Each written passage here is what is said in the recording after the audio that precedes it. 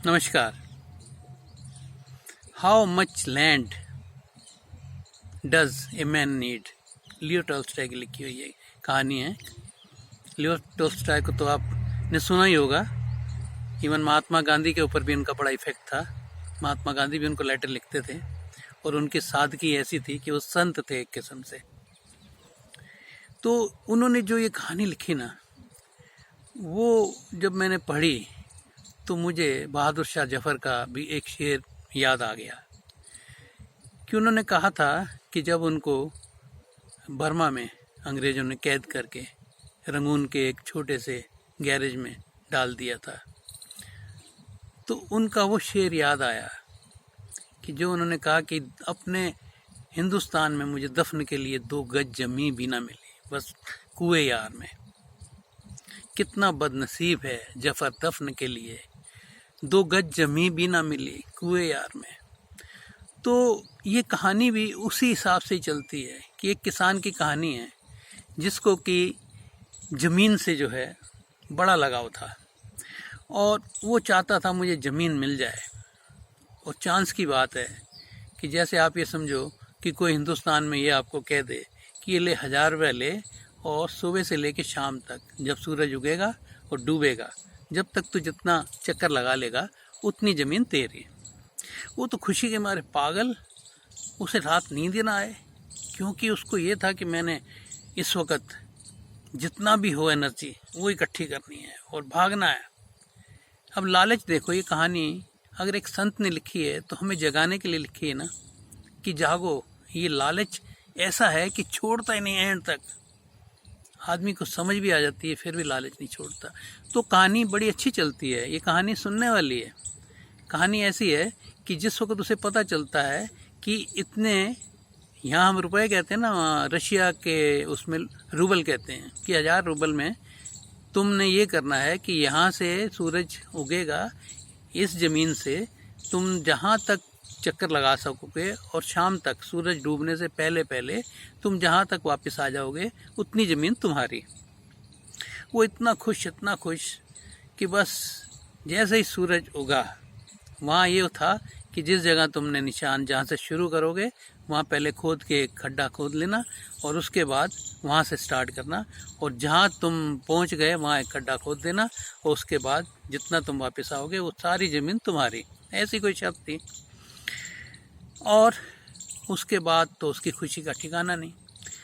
सुबह जैसे ही हुई और उसने अपना चलना शुरू किया, उसके बाद उसे लगा कि ऐसे चलने से काम नहीं चलेगा, थोड़ा तेज़ चलना पड़ेगा, फिर भागना पड़ेगा। अब जैसे जैसे दोपहर हो गई, लेकिन उसने लालच जो है ना, थोड़ा और आगे और अच्छी ज़मीन इतनी बढ़िया थी कि जहाँ देखे वहीं लगता था ये भी चाहिए मुझे, वहाँ तक और आगे चला जाए। लेकिन अब उसे ये भी पछतावा होने लग पड़ा कि मैं वापस लौट सकूँगा कि नहीं। अब ये तो बहुत आगे बढ़ आया था। अब जैसे उसने वापस कदम लिए और उसके बाद देखा कि अब पहुंचना थोड़ा मुश्किल हो जाएगा, तो उसने भागना शुरू किया। उसके पाँव भी जो है ना, क्योंकि जूते भी उतार चुका था कि मैं इतना वो था कि मैं नंगे पैर ज़्यादा तेज भाग सकूंगा। लेकिन अब रास्ते में कंकर पत्थर भी उसको चुभते गए, पाँव भी लहूलुहान हो गए, लेकिन लालच नहीं छोड़ता। अब वो भाग रहा है कि वापस मैं जा सकूंगा, और इतनी तेज़ भागने लगा कि उसे लगा कि मेरी ये जो पानी की बोतल थी, बैग था, कपड़े थे, ये वो उसने कम से कम हल्के कर लिए कि मैं फटाफट वापस जाऊँ। अब लालच जो है, अब उसको ये तो मालूम था कि मैं इतना आगे निकल आया हूँ कि वापस जो है बिना भागे जो है मैं नहीं पहुँच पाऊँगा।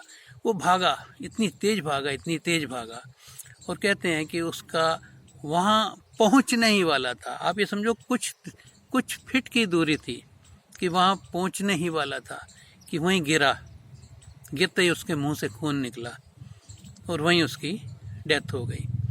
और जो आदमी लाए थे, जिस जगह डेथ हुई उसी जगह, उसी फावड़े से उसको खोद के वहीं दफना दिया गया। इतनी ज़मीन चाहिए थी उसे, 2 गज जमीन भी ना मिली वसले यार में, कूचे यार में। उसे लालच, तो इस कहानी से हमें इतना ही अगर समझ आ जाए कि लालच जो है वो आदमी को छोड़ती नहीं। हम ये कहानियाँ सुनते हैं, पढ़ते हैं, हमारे संत लोग भी बताते हैं कि लालच बुरी बला है। बचपन में ही सुनते थे लालच बुरी बला है। असर हुआ? अभी तक नहीं हुआ। लालच करते हैं, कितनी करते हैं। देखते हैं, हमें हंसी भी आती है कई दफ़ा कि आदमी कहता है कि मैंने इतना कमा लिया है कि मेरी 7 पुश्तों तक जितना मर्जी खाएं ख़त्म ही नहीं हो पाएगा, फिर भी भागता है। आदत पड़ चुकी है। इस आदत को छोड़ना पड़ेगा। हमारे गुरुजी कहते थे, जैसे ही कोई आदत पड़ने लगे वहीं तोड़ दो, क्योंकि फिर आदत तुम पे हावी हो गई ना। आदत कोई बुरी नहीं है, लेकिन आदत की गुलामी बुरी है। हम लोग गुलाम हो जाते हैं अभी इन आदतों के। वो गुलामी ही एंड तक हमें मार देती है। तो कितना अच्छा वचन था उसका, जैसे कोई आदत पड़ने लगे उसे वहीं ख़त्म कर दो। अब ऐसा नहीं है कि आप कहो जी कि हम कई आदतें ऐसी भी हैं जो होनी चाहिए कि हर आदत बुरी है। आदत बुरी कोई भी नहीं है, लेकिन गुलामी बुरी है उसकी। अब एक आदमी गाड़ी चलाना सीखता है तो स्टार्टिंग में तो वो एक्सीलेटर में हल्का सा पाँव रखेगा, ब्रेक देखेगा, ये देखेगा, वो देखेगा, फिर वो पता ही नहीं लगता कैसे चला रहा है। अपना ऑफिस गया, ऑफिस से घर भी पहुंच गया, अब उसको पता ही नहीं लगता किस वक्त मैंने एक्सीलेटर दबाना, ये करना है। वो आदत हो गई है। ये आदतें ठीक हैं, लेकिन मैं ये कह रहा हूँ कि ये जो आदत की गुलामी है लालच की, वो बुरी है। काम चलाने के लिए तो ये चीज़ें चलती हैं, घर भी जाना है, अपने ऑफिस भी जाना है, सारा कुछ करना है, लेकिन गुलाम नहीं होना आपने।